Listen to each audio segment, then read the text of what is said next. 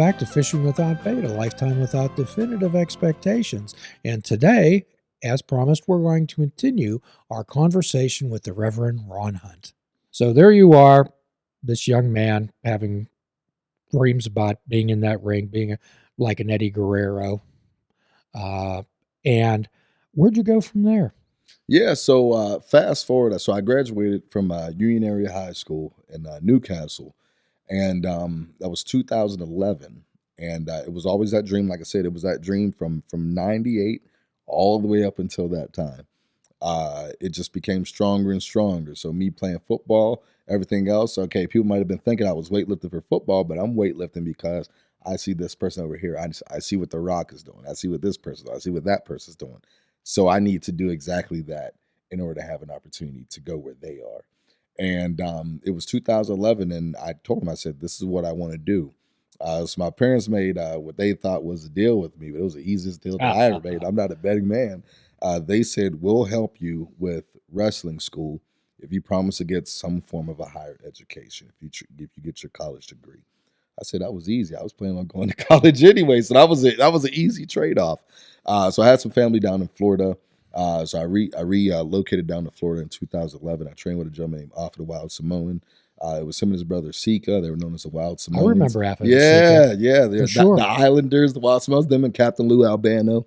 And it was a surreal moment. It was a surreal moment. I was down there for about 6.5, 7 months. No kidding. And it was one of those things, day in and day out. You're sweating, you're hustling, you're grinding. I'm like, man, this isn't as glorious as fake it. People tell you, man. I'm waking up and knots in my back and cracking stuff and ice packs and bruises and everything.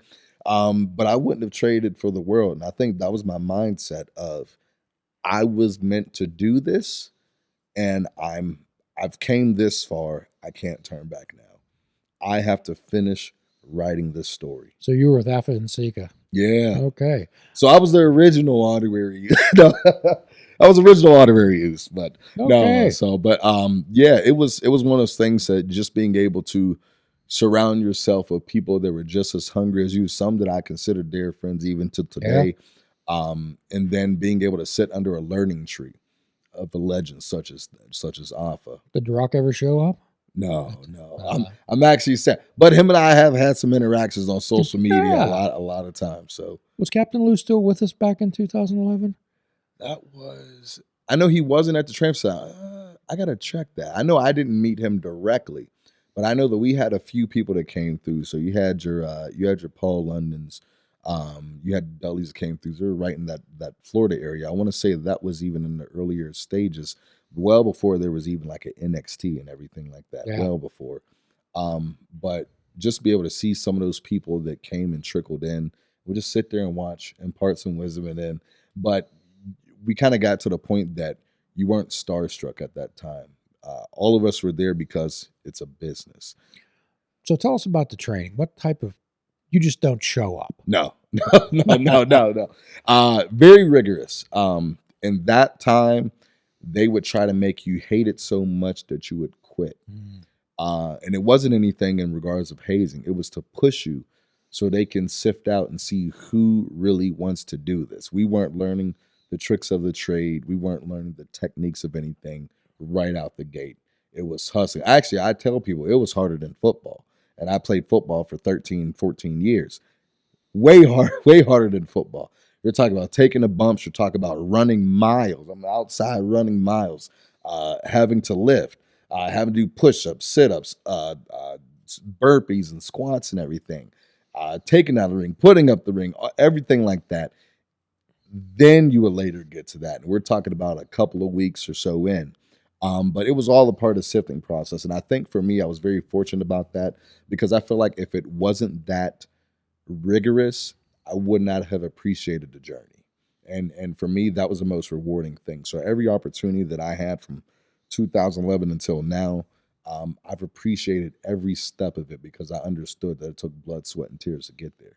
So what did you say to people the naysayers who kept giving you reasons that you can't do it and that it was a waste of time? Buy a ticket. buy a ticket. It's one of those things. It's actually very rewarding and irritating at the same time. You would have those that said, "Man, you really said that you were going to do that. And I never thought you'd do it." I had great friends that we're in the backyard and doing stuff on trampolines and breaking our neck and stuff, and they would say, "Man, we remember wrestling you in the backyard. You really did it." So for our audience, tell us about those times when you began to doubt yourself down there. Yeah. I don't think that there was a time of full doubt, but I tell you that there was definitely a time of tiredness. And it's one of those things we're human. It'll happen with all of us. To where you're like, man, and it seems like you're so close, but yet you're far away at the same time. You're close. You could see it, you could feel it. You're connecting with people, but you're still not at point A, or you're still not at point B. You're still not at point C.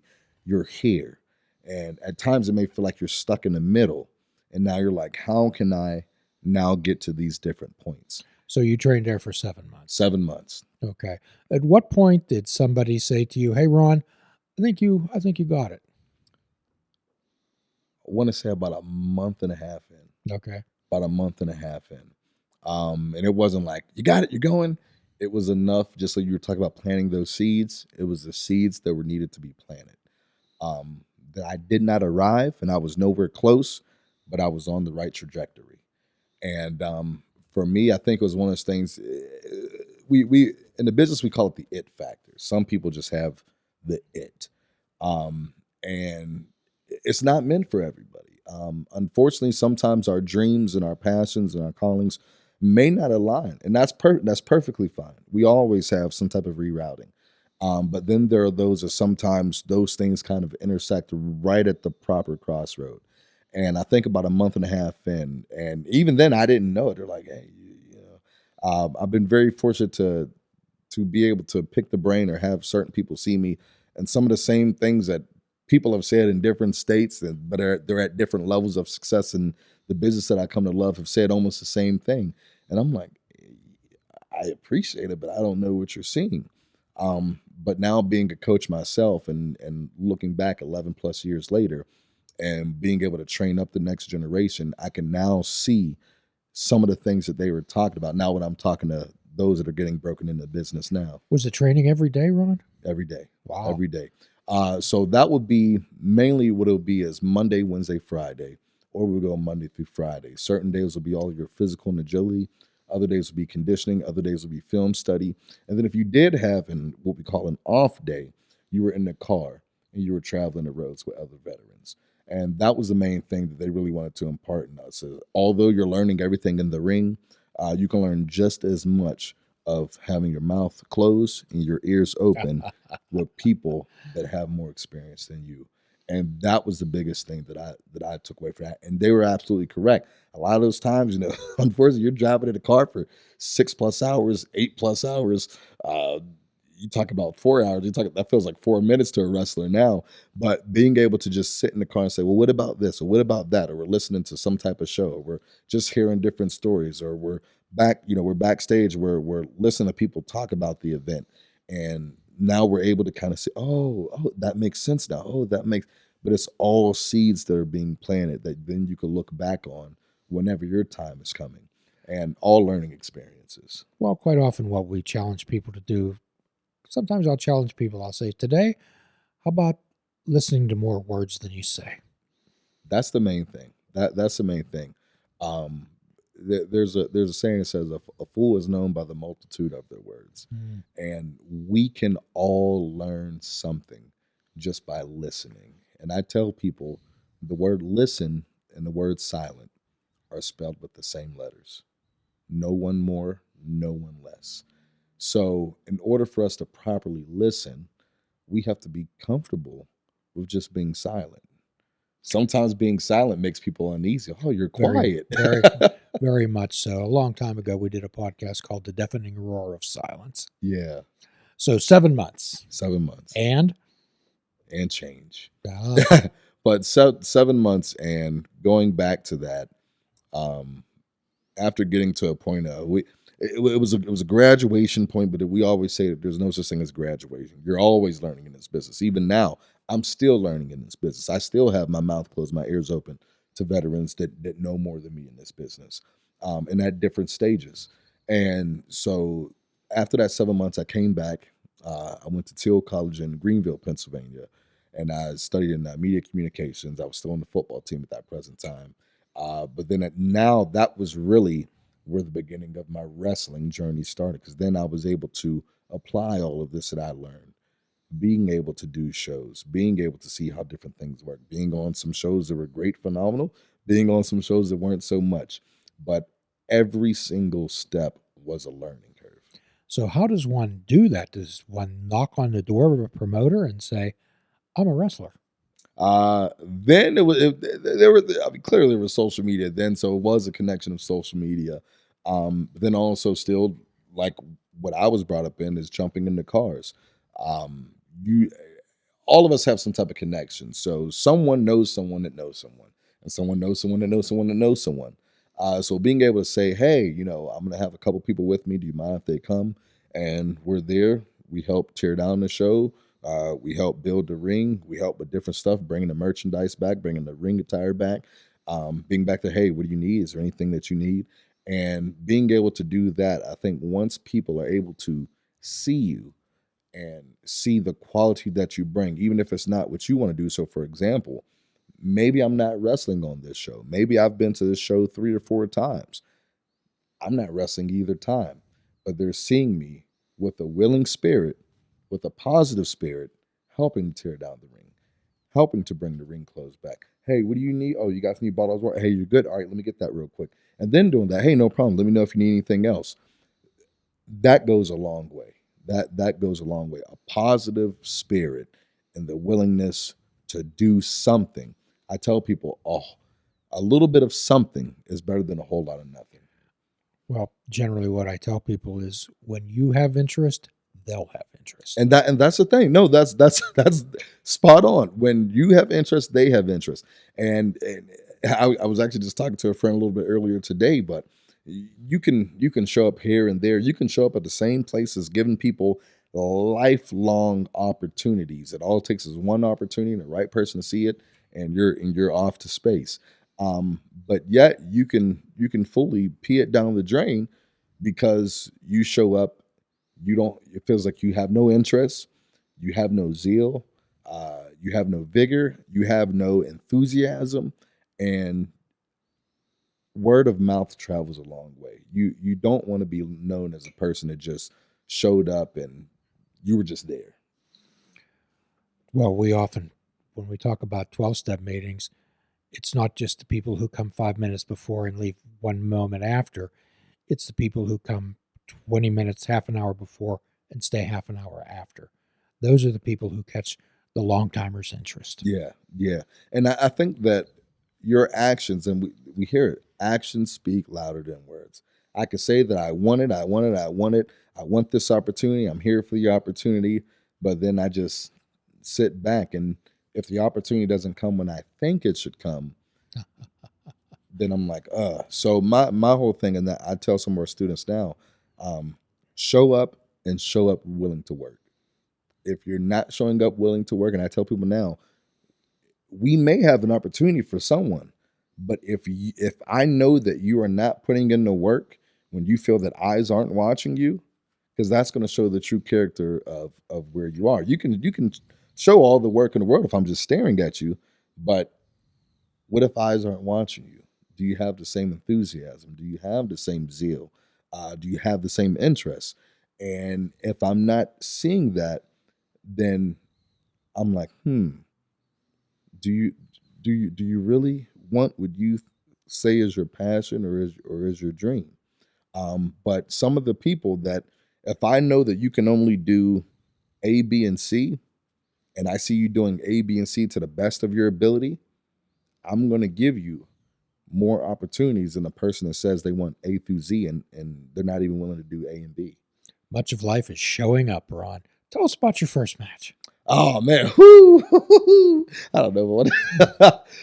To me, it was terrible. I think looking back at it, it wasn't. People were like, "Oh, it's not that bad, kid." It wasn't that bad. So I was actually in Florida. So that was a trigger one at WXW down there in Florida. What was it, guy? Was it Johnny? There was a guy named Johnny Smith. He goes by something now. He still wrestles. But it to me it was just like, but looking back at it now, it wasn't as bad for my very first match. They say, hey, you listen well, and there's a couple things here, a couple things there. Now looking back at it and see what I can bring to the table. But I would tell you the main thing that stuck out for me just was the nervousness, but at the same time, the energy of saying, I'm finally here. I'm finally about to walk out this curtain, and there's going to be a little kid that may be looking at me like I was looking at that Eddie Guerrero match. And to me, that was powerful. I still get those chills now because that's the mindset that I want even now of someone, whether that's an adult, whether that's a child, whoever it is, someone seeing wrestling for the first time, someone that's been watching wrestling for 20 plus years. If I can just have someone feel seeing me the way I felt when I saw Eddie Guerrero, just one person that I'm like, You might be the first exposure that person's had to professional wrestling. yeah, Right? yeah, and that's a heavy load. I think so many times we take it, we take it for granted, but you never know. And I've had so many fans that came up to me and said, "Hey, Ron, you've helped me with this, or you helped me with that." Some fans are surprised with like a tattoo of like a positive quote that I said in a promo. And I said, "Whoa!" And it's one of those things that it's super humbling. It's super humbling that I still don't take for granted. I still don't just say, "Oh, this is cool. I deserve this." No, I don't deserve none of this. But the fact that I'm just able to plant some type of seed that someone feels the honor enough rather to get a permanent tattoo, just as you said, messages. Each of those tattoos have a meaning to you. They're not lapses of reason. I've had plenty of lapses of I've Yeah. had plenty of lapses of reasons, right? But in my world, in the 12-step world, when we give a lead at a meeting, we talk about how it was, what happened, and what it's like now. And it's always said that there's the lead that you prepare, the lead that you give, and the lead you wish you would have given. Yes. And I imagine that's a lot like a wrestling match. Absolutely, absolutely. And it's one of those things where things might not go your way, and that's okay. Things may go a little bit your way. That's okay. Things might go a whole lot of your way. That's okay.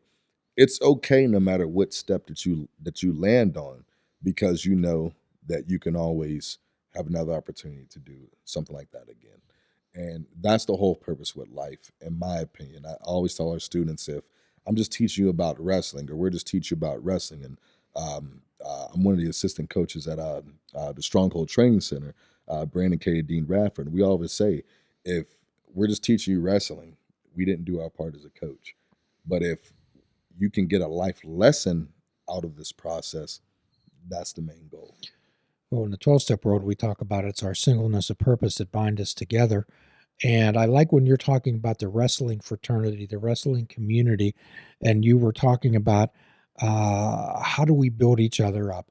We are our brothers and sisters, and the message that you're carrying of that solidarity among people. Absolutely.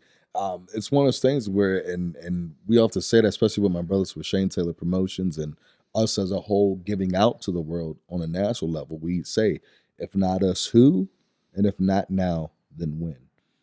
And what we mean by that is, if we're not doing our part in the right now, then are we making the best out of our power, out of our influence, out of the opportunity that we have to change the world in some way, shape, or form? Are we doing our job? You were talking about operating on faith in one of the podcasts I listened to you on, and you gave something that I'm going to steal, Ron. I'll just tell you right now that when you sit in a chair, you don't check to see whether all the nails are in, whether it's screwed in correctly. You have faith that when you sit on there, that chair is not going to break apart. So did you flip over those pillows before you sat down? You said, "This is a couch. I'm going to sit on it." No, I didn't check to see if Mike had booby trapped the couch. No, he probably put an airbag underneath there. It just didn't deploy yet. But yeah, it's really that's really the intricacy of that, and that goes with anything. We didn't check the couch before we sat in it. We don't check our engine every single time that we jump in it.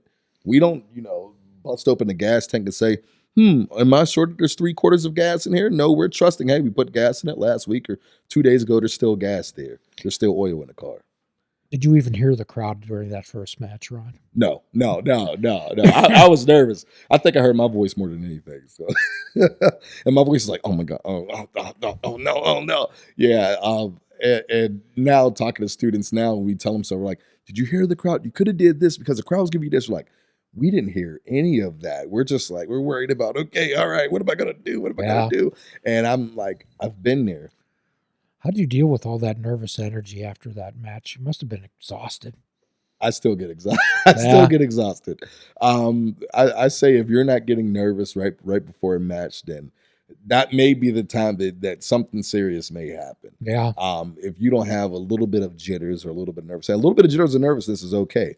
I always have some form of nervousness or jitters. And it's a point that I always joke. We joke. We call our behind the scenes area right before the curtain. We say, man, we always have to go to the bathroom right before our theme music hits. Yeah, but it's the nervousness, all that nervous energy. Yeah, I don't think most people realize how demanding and draining that physical activity inside of that ring can be. I get the best sleep after wrestling matches. The little bit of sleep that I get, I master naps now, but I get the best sleep after a wrestling match. Once that adrenaline comes down and everything comes down, it's a full crash. It's and I'm out. And it's one of those things that you get used to a certain extent, but at the same time you don't, because you're giving of yourself, your energy is so sky high up there. But then there's going to be that time where it's just going to crash. And it's one of those things that you still wouldn't trade it for the world. I think every time that I get home, it's just a refreshingness to me. Because even now, from going from, like I said, a fan from the beginning to being a pro wrestler for well over a decade, it still is the biggest honor, and wrestling is still a therapy for me. We say what we wrestle on is a canvas. We are the artists. So you are watching us. I tell people without knowing it, they see my most vulnerable sense of me as a person, not as the Rev Ron Hunt, but as Ron L. Hunt. They see me in my most vulnerable state when I'm in that wrestling ring. Well, you talked about also everyone that goes through struggles. So tell us about your decision and your journey to become an actual reverend. This isn't just a shtick, people. No shtick. This is for real, and Ron believes in what he says. Absolutely. So that started in 2011. I was taking community courses at Butler County Community College in Lawrence County, right before I transitioned over to Teal. So that was my two credits. I was like, all right, cool, we're gonna keep it moving. And it was one of those things that, like I said, my father, he's been a ordained minister for well over 30 plus years.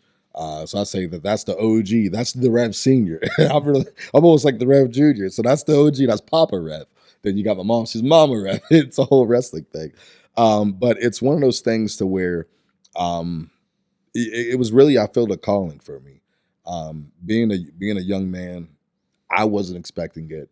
I already had faith, my own personal faith, that I was just learning how to grow with and understanding different things that I've been through and how I got through it. But that was kind of taking things to the next level for me. So I tell people it wasn't by like a choice of trade. I really do feel like it was a calling. And even at that present time, I was 18, and I said, "Man, are you sure? Like, I don't know. Like, I'm doing this, I'm doing this, I'm doing this. Maybe it's just burrito that I ate. Maybe it's this, maybe it's that. And I'm just looking at some bad food now, and I'm like, I'm feeling a certain type of way. It's that time of the month. So I don't know what it was. So fast forward, it was one of those things that I kept shaking it, and we're talking about fast forward, Jim.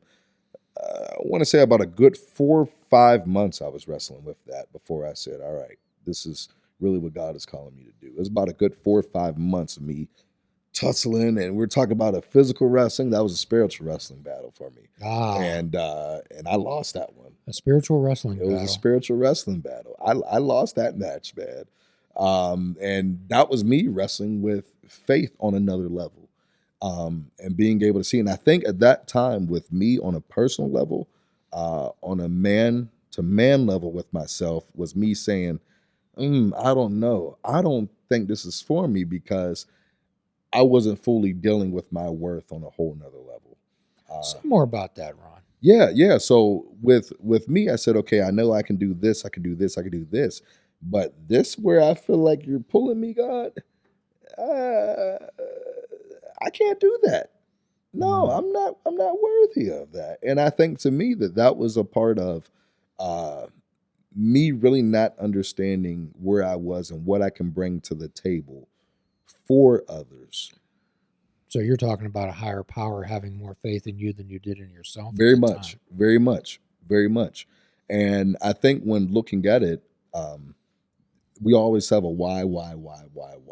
No matter what we go through, outside of spirituality, uh, no matter what we go through in life, we have a why. And so many times we never look at the why not. And so the way that I looked at it is I was always like, why? Oh, wait, this why, X. And every time that there was a why, there was always a why not. And when did you begin to accept the fact, Ron, that you were worthy? Yeah. That I was, I want to say about 5 months in. I went to my father um about a week into going back and forth with that. And I said, Dad, I think, God is calling me in the ministry to, to step out and minister to people. And he was like, well, that's not my answer to give you. He was like, that's a conversation that you got to find out on your own. He was like, if I tell you something, he was like, that's doing an injustice. He's like, you have to have that heart to heart on your own. And he's like, then you can come back to me. He's like, Well, sometimes we just have to ask people, who are you to tell God he's wrong? yeah. And that, well, that's what Dad said. He said, listen, I can't give you an answer. He's like, but I will tell you this. You cannot out God God. You can't. So me, I'm like, well, why not? Well, why? He's like, why not? Well, becoming ordained, Ron's a commitment. Absolutely. It's not just signing up for a bowling league. Yeah, I was one. If not, I'm definitely not bowling 300. But yeah, it is a life commitment. I think that was another thing that I was wrestling with because, like I said, I'm right at the beginning of this wrestling journey. Me going to step out on this before starting to train. But then at the same time, I'm looking at, okay, I'm also going to college. So as a young man, I was very well versed. I wasn't like a wild child in grade school or anything like that. But you're thinking college, you see this movie and that movie. Oh, college, and there's parties and there's this and that. But if I do this, now I'm put in a fishbowl. Now people are going to look at me and I can't do this, I can't do that. And from a physical standpoint, being 18, that's what I was looking at. Well, I don't know what I'm saying, but if I make a mistake here, if I do this, and it was one of those things that really said that you don't have to be perfect. You just have to be worth it. And that's all of us. God does not look for a perfection. He just looks for you to understand your worth and allow him to work with you the way that you are. None of us are perfect. There's a scripture that says, for we all have sinned and fall short of the glory of God. And that means that none of us will be sinless. None of us will be perfect. But if we strive to the closest of what we can do to be the best person that we can be, and as you said earlier, Jim, just meet him halfway and allow him to work with you where you are. Come to him as you are. And when I realized that, and it's easy to tell other people that, but when you have to deal with that on your own personal, now you're being ministered to. And with me, I think that was the light that really hit on me. Even when you look at his 12 disciples, none of them were perfect. You had liars, you had those that cursed, you had murderers, you had this, you had that, you had this, you had that.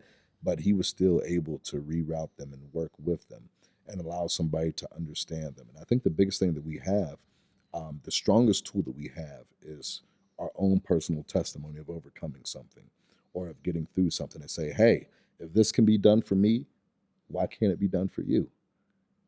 All we can share with people, Ron, is what works in our life. What works in our Nobody life. likes to be told what to do. Yeah, you can't tell. You can tell people what worked for you and what helped you, and that's spot on. You can't tell people, well, you need to do this, but I can share for you my personal story, and then allow you to make your decision. Well, we believe at the end, whatever happens, that the Creator might say to you, I gave you gifts, talents, and abilities. What'd you do with them? What did you do with them? And I think that when I look back at wrestling, and I mean, there's a whole accolade even outside of achieving his dream. Um, you know, former news reporter, former radio host. I still do acting. I do voiceover work, professional wrestler. But my mindset has always been, how can I use whatever this particular talent or this particular gift is, and use it to leave an impression and a mark on somebody's life, every single one of them. And I told God this. I said, if someone can't take something away from whatever that I'm doing, then I don't want to do it. I can care less about being famous. I can care less about being rich. I can honestly care less about it. There's no prize for being the richest person in the cemetery, Ron. Yeah. Hey, cool. I got a gold casket. All right, cool. You know, but cool. I got some good blades of grass. Yeah, just like you said, there's no prize for that. But if I can do what I can do, and share wealth, and I think people fail to understand that there's a difference.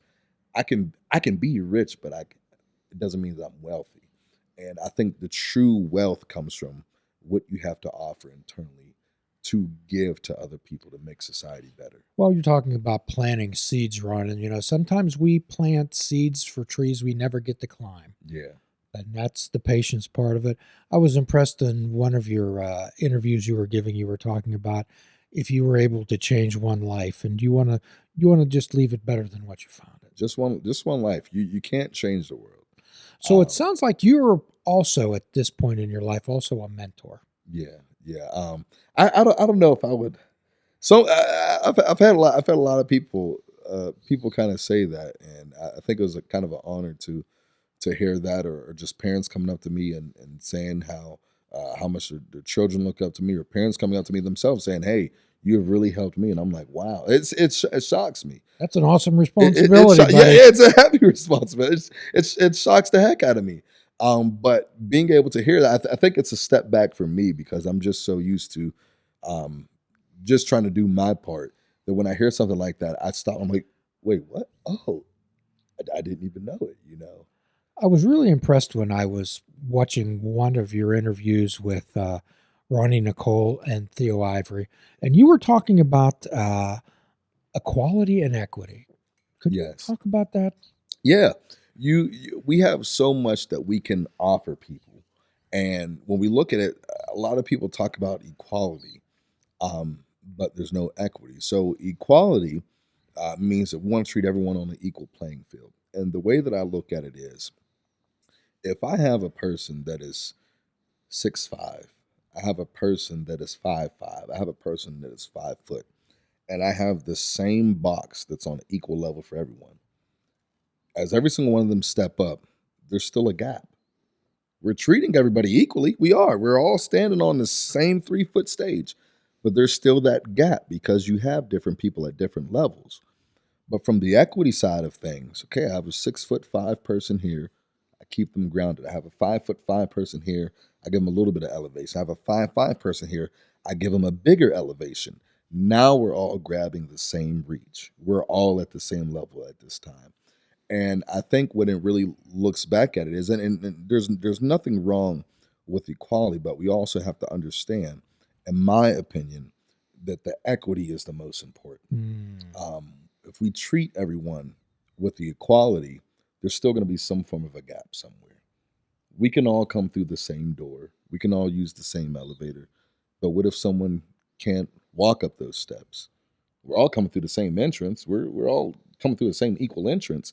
But what if I put a ramp here, and then I put steps here, and then an elevator there? Now we're all meeting in the same room together. That's the equity of it. I follow that, and I hope everyone does out there too. On this show, what we like to do is promote social justice and equity. And in fact, one of our most listened to shows, and one of the ones we got some blowback on, when it was titled "Jesus the Socialist."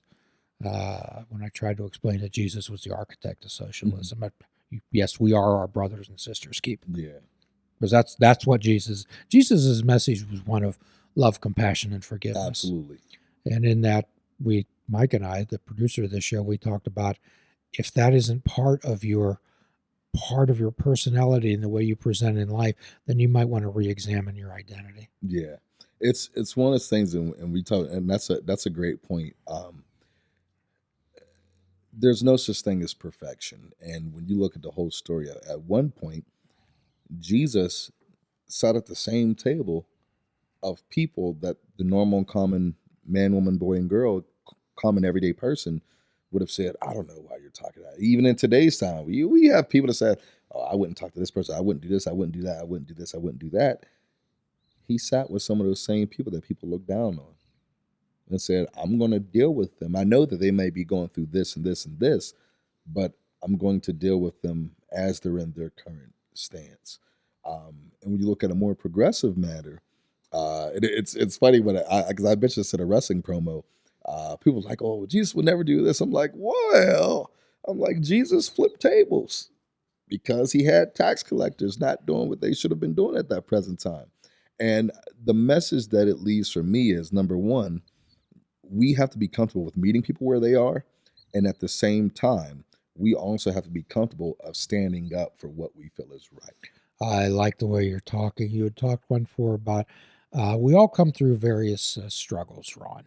And I really enjoyed some of the conversations you were having with some of your friends on there. And they were talking about the struggles, particularly with, I'm a Quaker. Yeah. And, we have a strong belief and we try to help people educate on institutionalized racism. And if you can share with us whatever you feel Mhm. comfortable with about dealing with and overcoming some of the prejudice and things that you faced in your life, something that I've never experienced, Mhm. and I wouldn't even presume to take those words out of your mouth. Mhm. Yeah, it's definitely real. Actually, it was crazy. I was just talking to my parents today. Actually, it was today.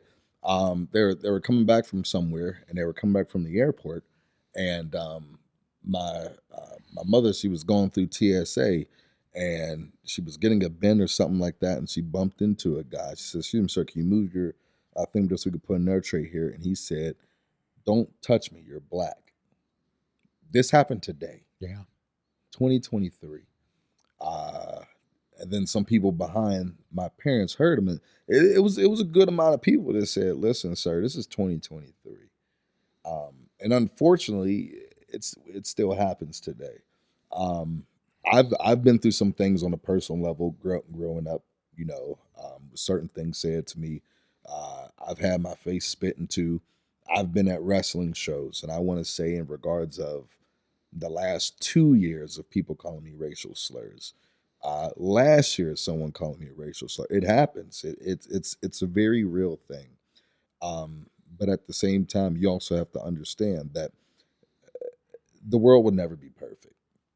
And I think what happens is, and I don't know if it's a sense of guilt, if it's a sense of if we just ignore it, it just doesn't happen. If it's that kid mentality where you feel like there's a monster in your closet, and if you just throw your cover over your head and you don't think about it, it'll just disappear.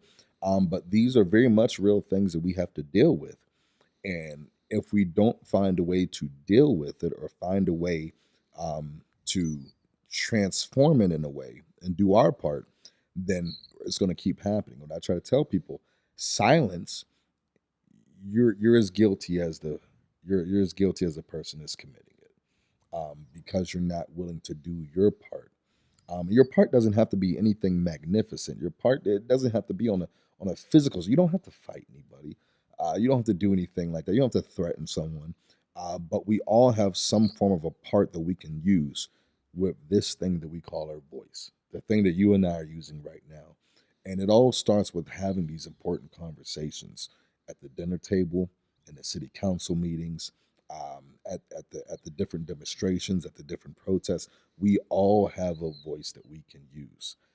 Our strongest thing that we have is our voice. And if we're not using it, then we have to look at ourselves in the mirror and say, what am I doing? Am I being a part of the change? Or am I just sitting back saying, oh, someone else can change it? Am I complaining that a light bulb is burned out and I'm just going to keep complaining and say, someone else changed it? I ain't changed it, but it's burned out. Or am I going to say, hey, someone have a ladder, someone have a step stool, let me change it? Well, Martin Luther King said, "Evil will triumph when good people do nothing." And that's the thing, that we don't do anything. If someone digs a hole and there's a pipeline, the pipeline's 6 feet down, someone digs a 2 foot hole, you're like, Why are you digging that hole? There's a pipeline there. Someone else comes, they dig another 2 feet. You're 4 feet down, there's a pipeline that's there too. But I never do anything to now patch that. Someone's going to eventually hit it. So what am I doing to now counterbalance that? And just as you said, if we don't do anything. Well, in a 12-step world, Ron, we have a concept of do the next right thing. Yeah. Do the next right thing. Do the next right thing. And it says that our purpose is to fit ourselves to be of maximum service to the Creator and to our fellows. Yeah. We have a saying that when something like that happens, we say, well, there but for the grace of God go I, and have some gratitude. But that can also be translated, Ron, into it sucks to be you. Yeah. I like that. I like that. I might have to steal that. I'm not gonna lie. I might have to steal that. Yeah, it's one of those things. It's like, sucks to suck, you know. But what are you doing to help change? And just because you're not going through something doesn't mean that you just have to sit back and watch something happen. Absolutely not. We all have something that we can do, and I often look at it as it's a pay it forward. And that's what we talk about in wrestling. If I gained all this knowledge over the years and I said, well, this is my knowledge, you get it on your own. Well, Bill Wilson talks about, he was one of the co-founders of AA, and what he talks about, he says, gratitude must go forward. It's an action word. It is. It is. You must do something with it. And if you're not, I'll often say, if you're not going forward, and this is with life as a whole, but if you're not moving forward, then you're dying. As the world evolves, problems evolve, situations evolve. If I'm just standing still, the world will pass me by. But what am I doing to also progress myself and move forward along with the changes that are coming?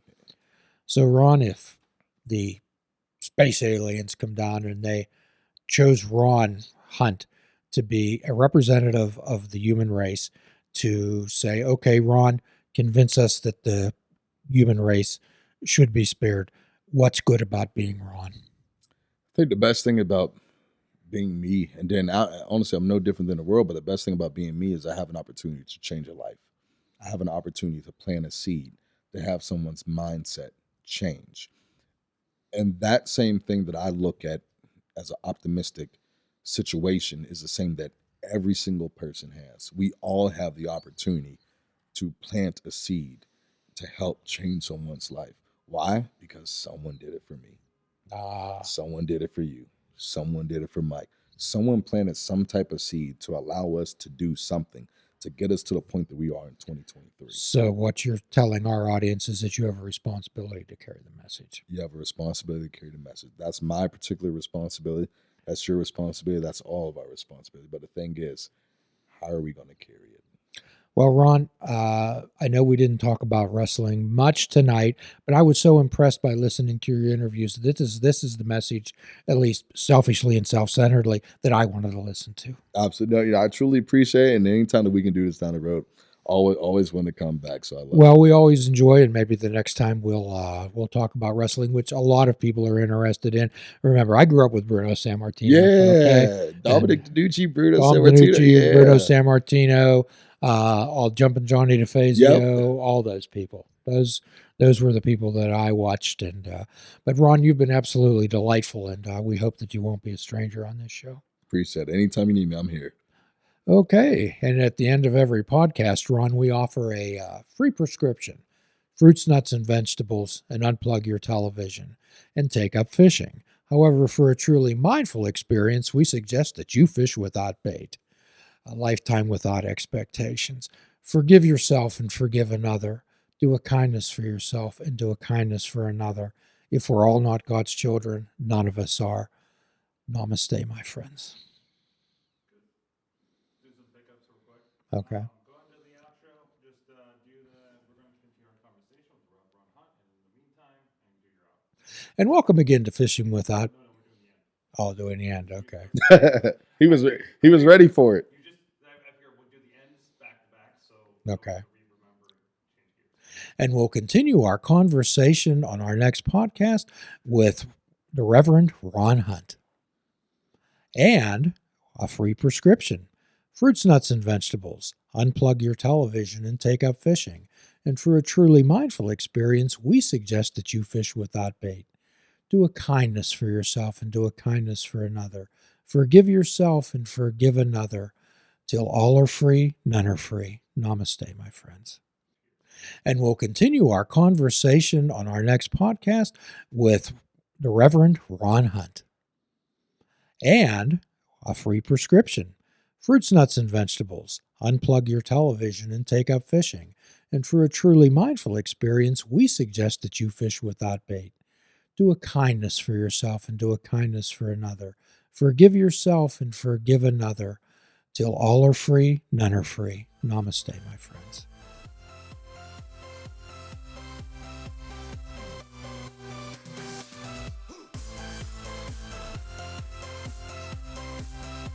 If you're interested in flying the colors of fishing without bait, click the shop icon on our website. We have clothing, mugs, cell phone cases, and so much more. Show the world that you fish without bait.